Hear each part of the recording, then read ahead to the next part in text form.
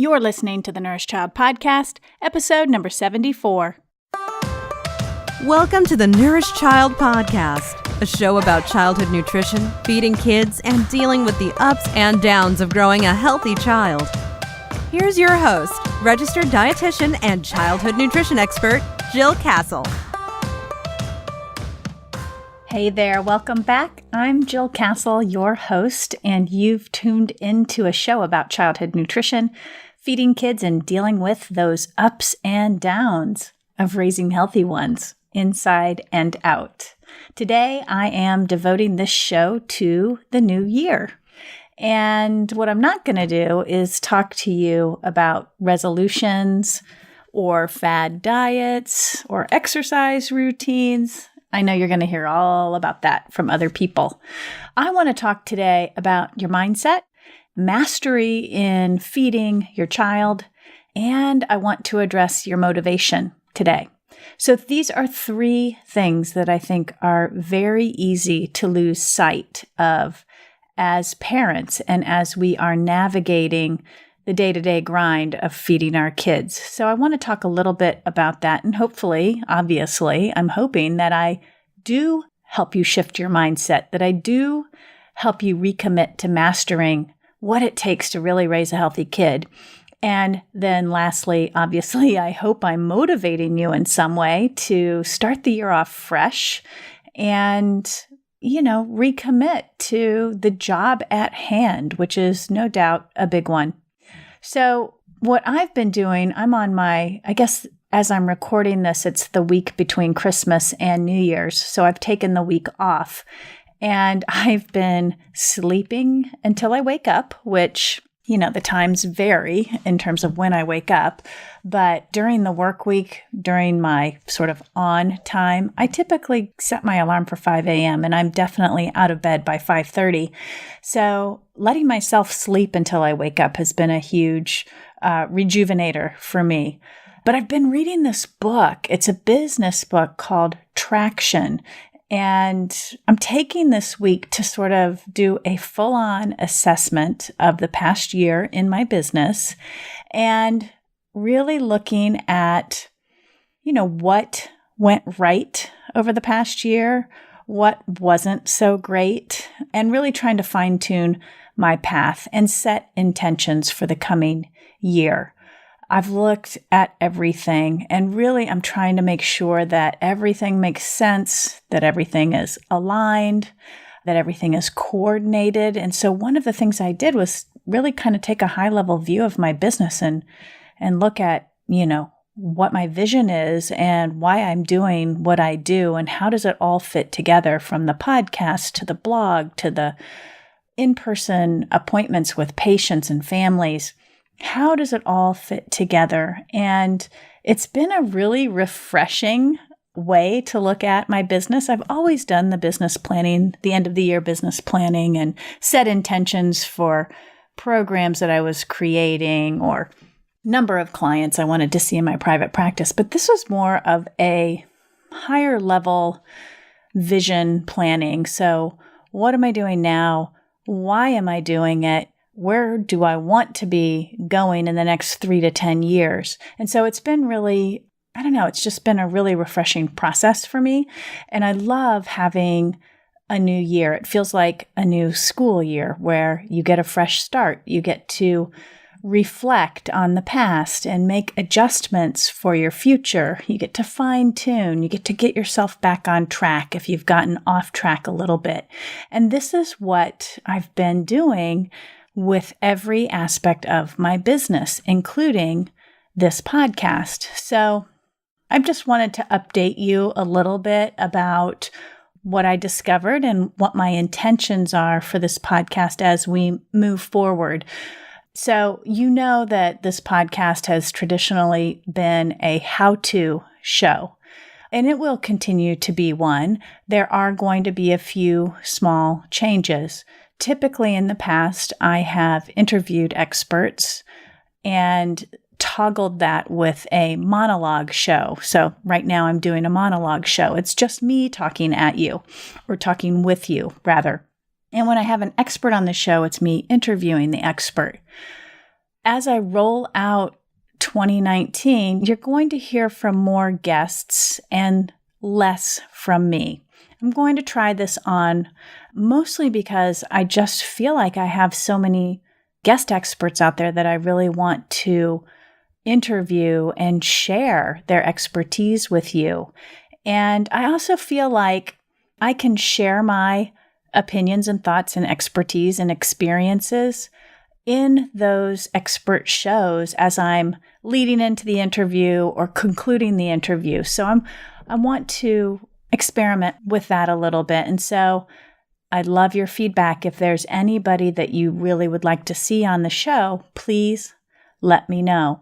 I'm also going to give more attention to mindset and connection, the way you might communicate with your children. You might get more of a kick in the pants from me sometimes, and I don't do that to offend you, but I'm getting to the stage in my career and in this podcast where maybe I'm more comfortable being a little bit more blunt. Maybe I'm feeling like there are excuses out there that keep getting circulated, and I don't know, sometimes I just feel like I need to say something that you need to hear.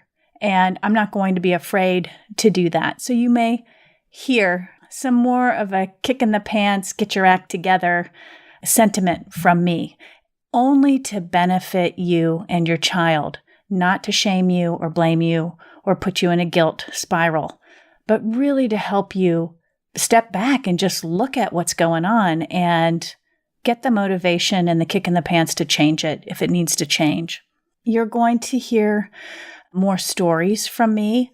You know that I have a little segment called Let's Get Real, and I will put a little plug in for that. If you have a Let's Get Real story, please let me know. I'd love to have you on the show to share with others, but you will hear more stories from me. I will always try to keep things anonymous and not incriminate anybody, but I do think that stories that I've experienced, cases that I've solved, can be really helpful to you and really beneficial. So I'm going to try and include more stories in the podcast.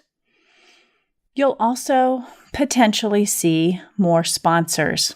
So I've been running this podcast for the last 2+ years on my own dime, and I am very much wanting to help this podcast be a little bit more self-sustaining. So financially, it needs to generate some income just basically to cover my editor and the costs of, hosting the show and all the other things that go into it. So I won't be asking you for donations. That somehow doesn't feel right to me, but I am going to be seeking sponsorship for the show. I'm committed, as you know, to sharing information, insight, opinions, and resources to the best of my abilities. And I know, for example, that this show has helped some of you, particularly when you have felt like you didn't have any answers, or you didn't have any next steps, or you didn't have any support or anybody who really understood what was happening with your child or in your life as a parent. So I want to keep connecting with you via this show. And so in order to do that, I do need to start getting more support from the show. So I'm just letting you know that you may hear that some of these shows are sponsored by somebody who is paying me to include a show around a topic that's important to them. You also know that I'm part of a network called Parents on Demand. That is a network I've been part of for 2 years. I will continue to be a part of that. I do, as part of my obligation with them, advertise other podcasts, parenting podcasts that can help you. You'll continue to hear the Pod Network tips and references in my show. You'll hear them at the end of the show, or once a month, you'll hear them in the middle of the show. And the other thing that you'll hear or you'll see or you might notice is a change from me. I'm going to just be more off the cuff and in both my interviews and in the monologue shows such as this one, so that it's a little bit more free-reeling. Who knows what's going to come out, but I'll try to keep it clean. That is a priority for me. So anyways, that's kind of what's up for the show. The book traction really got me thinking about a lot of different things, and I'll be doing different things with my blog. I'm doing some different things with my private practice. So there's going to be some new stuff happening, as is the case every year that rolls on. The show is definitely going to have some changes. So I just wanted to be inclusive and alert you to that. Okay, let's get to the topic at hand here. And the title of this show is Best Wishes for Health and Wellness 2019. So as I mentioned earlier, I believe there are 3 areas you can sort of focus on that are more personal growth areas that will help you step up your family nutrition in 2019. But not only that, your role as parent, as feeder, as a home front nutritionist. So let's talk about mindset first. I think that's the first area I want to address. So mindset, I had a friend a long time ago when I lived in Shrewsbury, Massachusetts, who used to use this phrase all the time, and it really has stuck with me, and that is, you achieve what you believe. And I know that's probably, I should be citing that phrase to whoever first said it, but I don't know. And I'm just it's always in my head. I say it to my kids all the time.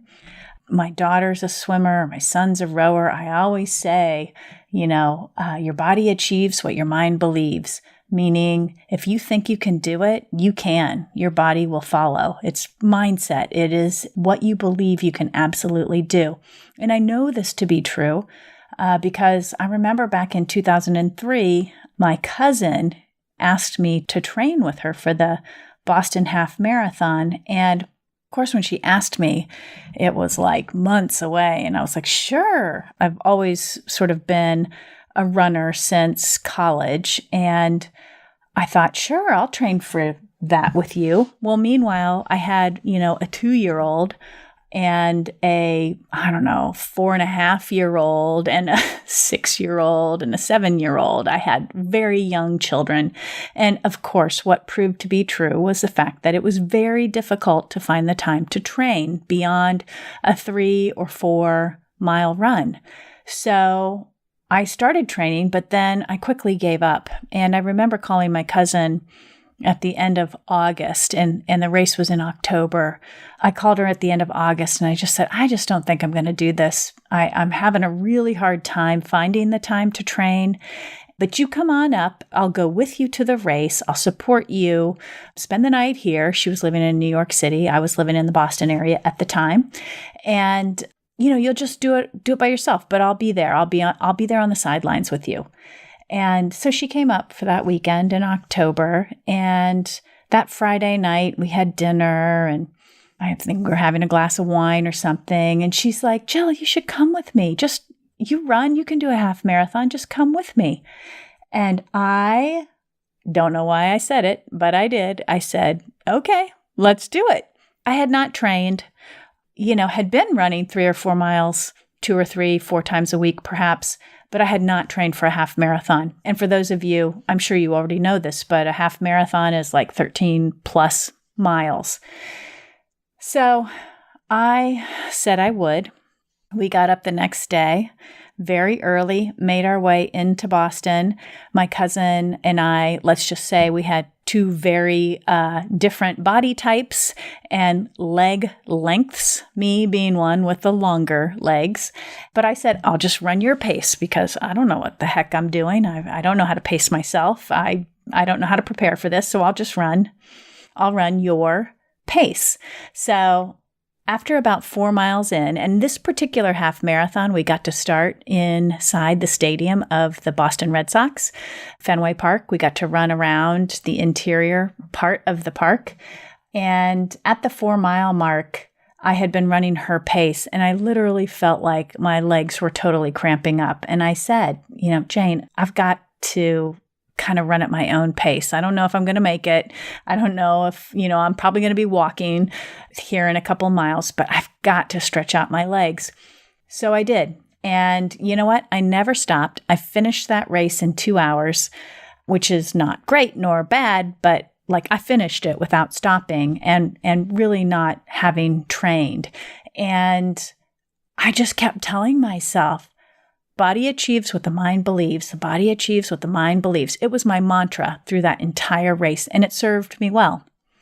Now, what I can tell you present day, here now in 2018, soon to be 2019, I took a 1-year break from running. I took an entire year off. I stopped running in November of 2017, and I started running in the very end of October 2018. I took a year off because I was feeling burned out. I was having recurrent injuries in all different parts of my body. And I really just thought that was it. I was done. Like, I'm not going to be able to continue to run. And it was really sad, and I really missed it. But I also was realizing that there were other things I could do to stay in shape, other ways that I could exercise.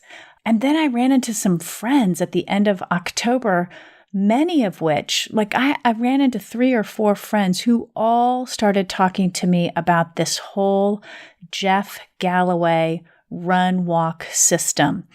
And it's a system where you run for a short period of time and then you walk for an even shorter period of time. And you alternate running and walking until you finish either the amount of time you want to be running for or the distance you want to cover.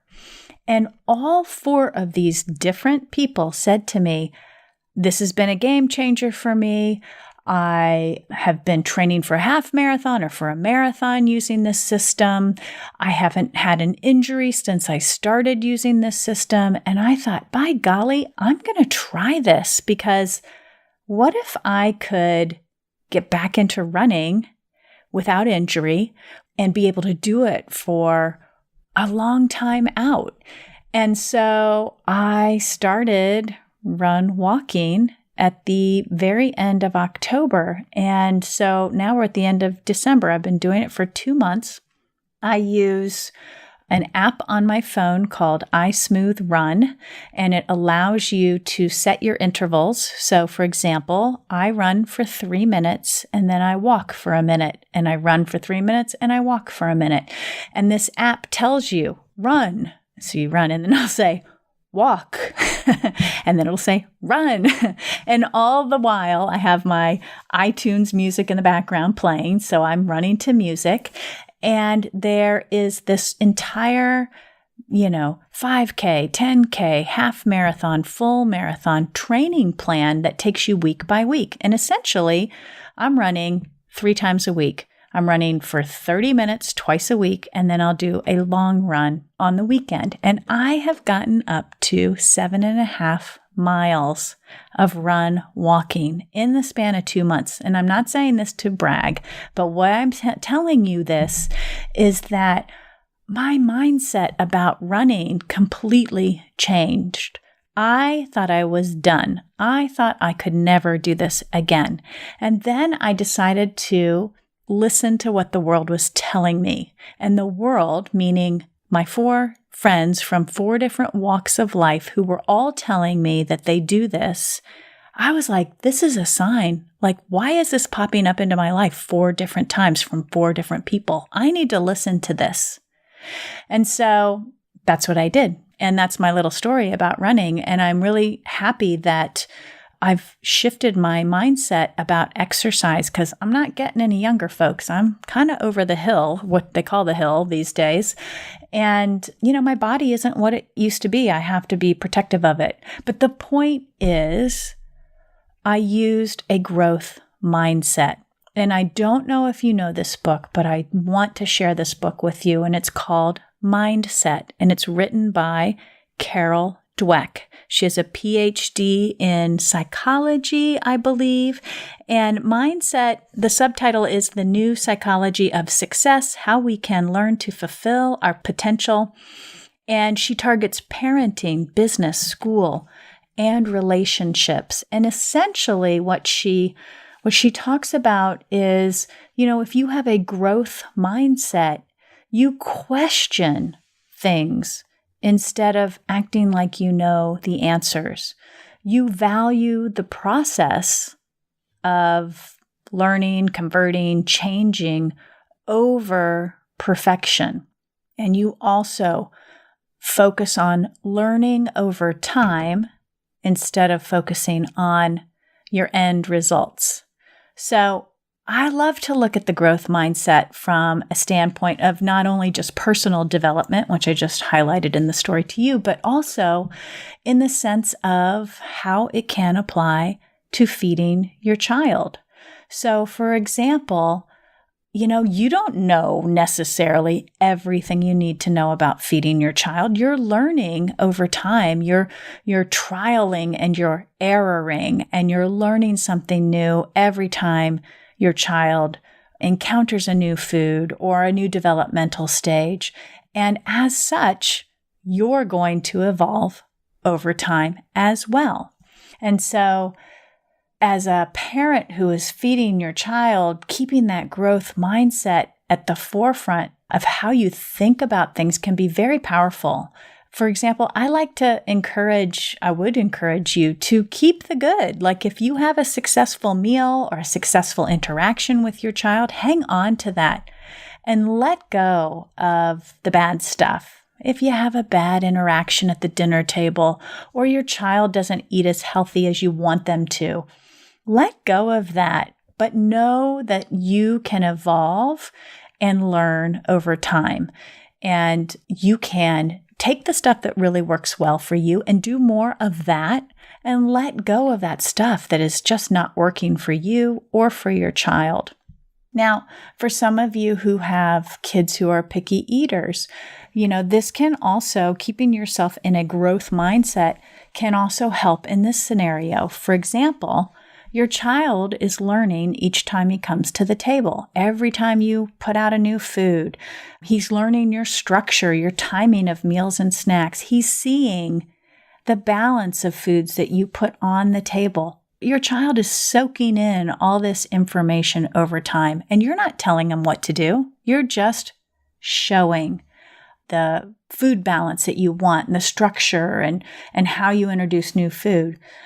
What I would encourage you to do, particularly if you do have a picky eater, is to, know what your strategy is. Map out your structure for meals and snacks. Be thoughtful and intentional with the new foods that you're introducing. Present your best self. Don't pressure your child. Don't reward your child. Don't restrict too much. Be the best feeder you can be. And over time, your child will learn to emulate you and emulate those meals that you're putting out for him. In terms of raising a healthy eater, how can a growth mindset benefit you? Well, I think whenever we step back and realize that, growing a healthy eater takes 18 years, it takes patience and strategy and systems, then that's a little bit freeing. You don't have to get your kid to be a healthy eater today. Like you can be working on it and knowing that you are growing into that, and so is he or she. That can be very freeing. So I wrote about mindset this month in my contribution to U.S. News and World Report. I'll include that link in the show notes. But, that mindset, if you're always thinking that things are set, they'll never change, or your child's a picky eater, they'll always be that way, or your child just loves junk food and you can't break them out of that, that is a very stagnated, fixed mindset. Adopt a growth mindset, and I do encourage you to read the book by Carol Dweck if you have an opportunity to. But adopting that growth mindset can just really change how you approach things, how you think about things, and the outcomes, which is amazing. So in addition to mindset, there is this entire concept of mastery. And again, I have such a heart for parents because we all start, me included, we all start out as parents and as feeders and home front nutrition experts without a whole lot of education, training, or experience. And so for a lot of us, we are learning as we go, and sometimes we're winging it. and sometimes we're making mistakes. The thing is with feeding your kids, you're mastering it as you go. And this ties in nicely, I think, to the growth mindset. But you do need to practice and learn at the same time. For example, think about when you're reading, you're teaching your child to read. You practice a lot. You read every night. You read these really basic, one-word books, then two-word books, then three-word sentences, and your child eventually learns to read. The same with riding a bike. Kids don't typically learn to ride a bike the first time they get on one. They have to practice. Same with driving a car. I've put 4 kids through driver's ed. They don't know how to drive first off the bat. They have to learn how to drive, learn the rules of the road, and they have to practice. The same thing with feeding your child and nourishing your child. You are learning and practicing. And thank you so much for listening to the show, because I really do try to provide education to you in the different episodes so that you are learning something new about nutrition, that maybe perhaps you're even taking one little nugget of information and applying it in your home, which would be amazing, I think. This whole, notion that you need a meal plan, you need to know the names of food brands to buy so that your child will be a healthy eater.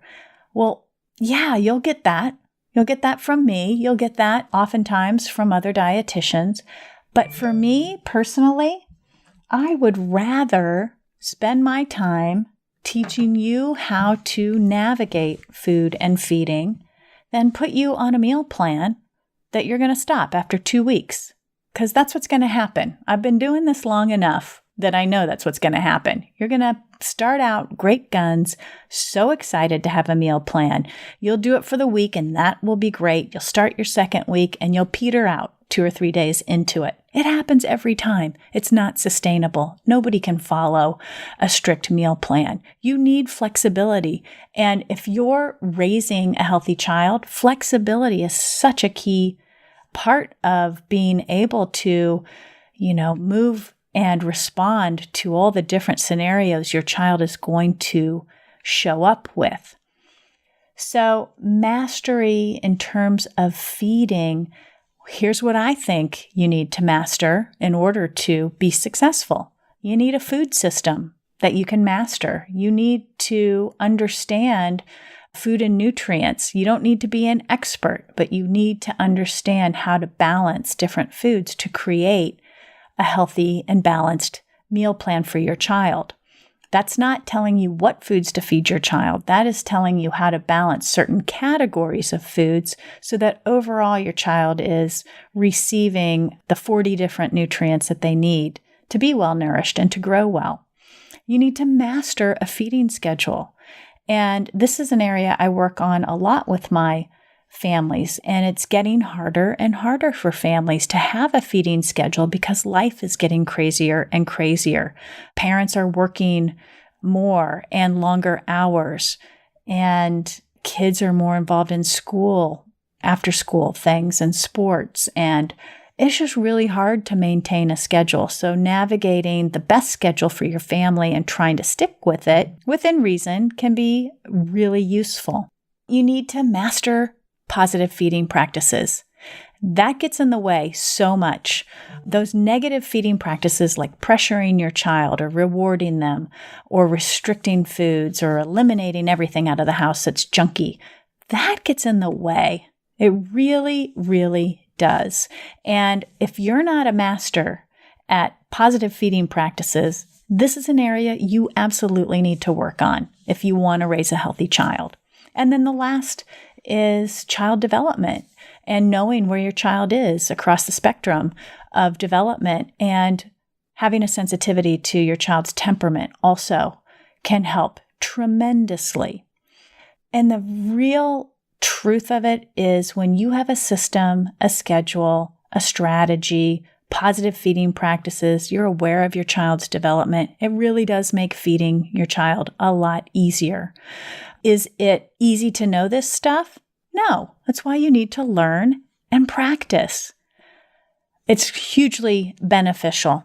And it's something I take all my clients through. And it's something I've devoted a lot of my programs and books to outlining. So, for example, the Nourished Child Project is a program for, setting up your food system, your feeding strategy, understanding your child's development, and getting healthy habits on board at a young age. That is all about, learning and practicing these essential elements that you need to have in order to raise a healthy child. So the last area, we've covered your mindset, we've covered mastery of feeding your child, and the last area I want to cover is motivation. So how do you, in fact, stay motivated? I don't know that I have the answer for you, but I do have a few thoughts. So one thing that I think can be very motivating for parents is tapping into this idea that you want to raise a healthy child and you know what you want that to look like. I know for myself, I want my kids to eat healthy food. I don't mind if they eat unhealthy food, but majorly, I want them to eat healthy food. I want them to know how to cook that healthy food. I want them to know how to balance that healthy food in their day. And I also want them to be able to regulate their intake. So I don't want them under eating and I don't want them overeating. I want them to be able to navigate food and their appetite and hit the spot right most of the time. I also want them to be able to exercise on their own and value exercise, not as a forced march, have to do it, but because they enjoy it and they recognize the importance to their health that plays in their life. So, that's a long-term goal. I can see that goal, and I'm close to that goal, quite frankly, because, my youngest is 17. So the older three girls are all in college. And boy, putting kids in college and sending them off to live on their own, that is where everything you've worked towards all these years really comes to fruition, or it falls apart because they don't know those things. So all of those things I just talked about were long-term goals, but you also have to have short-term goals, right? Like you do need to know what you're feeding your kids tomorrow. I encourage a lot of my families to sit down at the end of the day and map out what you're feeding your family for the next 24 hours. Some families like to do a whole week, but some can't do a whole week. They just can't fathom. They don't have the time to map that out. So do a 24-hour meal plan. Figure it out for the next day. I do that sometimes. I do that for myself sometimes. It's very helpful. Once you know what you're feeding your children, which is a short-term goal, you can map out the timing of when you're cooking things, where you're shopping to get everything. That can keep you motivated. Those little short-term duties or chores, if you will, can keep you motivated as opposed to saying, here, create a monthly meal plan. Well, that's overwhelming. I couldn't even do that. The other thing is, think about how you want to be remembered by your children. That should keep you motivated.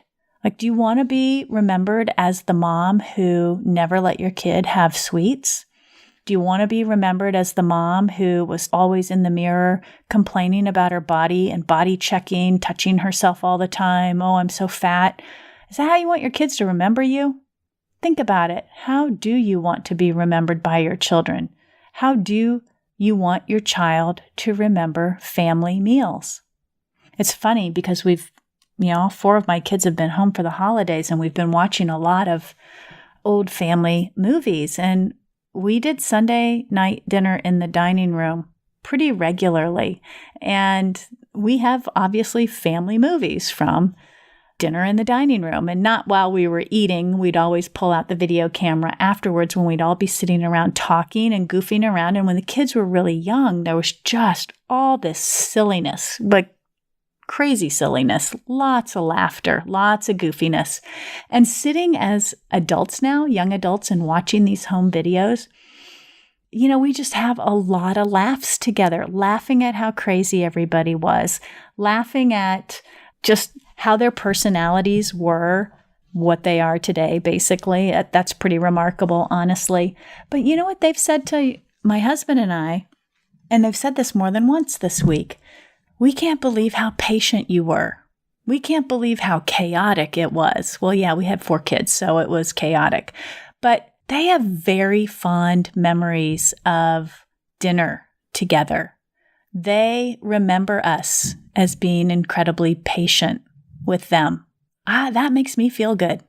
That's how I want my kids to remember me, that I was patient, that I was kind, that I wasn't too restrictive, that I was flexible, that I enjoyed food and enjoyed being with them at the table. Those are the things that can keep you so motivated to show up at that table to be the best parent that you can be, the best feeder you can be for your kids.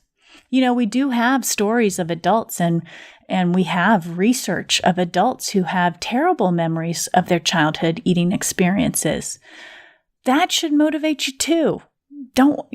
I wouldn't want that for you, that you would have a child that has terrible memories of their childhood eating experiences, because those memories stick around.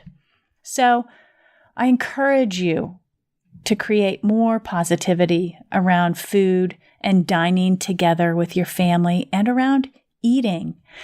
You're not a positive feeder if you're nagging your child, threatening him, punishing her, forcing her. So I ask you to not do that anymore. You don't need to have another year of doing this to your child or, quite frankly, to yourself, because I don't know a parent who does that, who feels good about themselves. So that's another area that I think can really stand out as a motivator, how you want your child to remember you. To keep your motivation up, give yourself a break. Get your partner or your spouse to share the load of cooking and cleaning up and shopping. Get your kids helping.